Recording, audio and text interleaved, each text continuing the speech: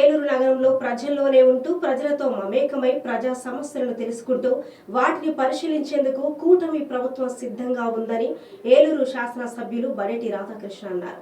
ఏలూరులో ఈ రోజు ప్రాంతాల్లో పర్యటించారు.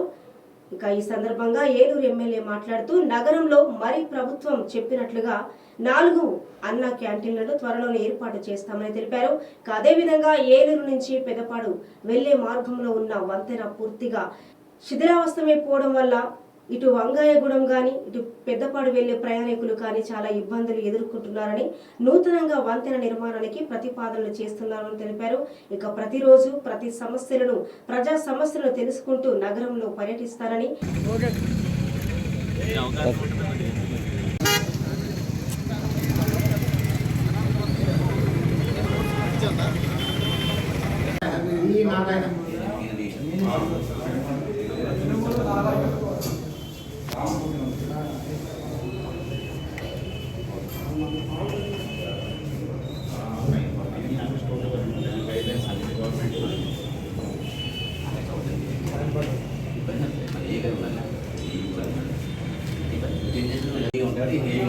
అక్కడేమో అడ్డీ ఉంటాడు, అన్నీ ఉంటాడు. చేసేది రెండు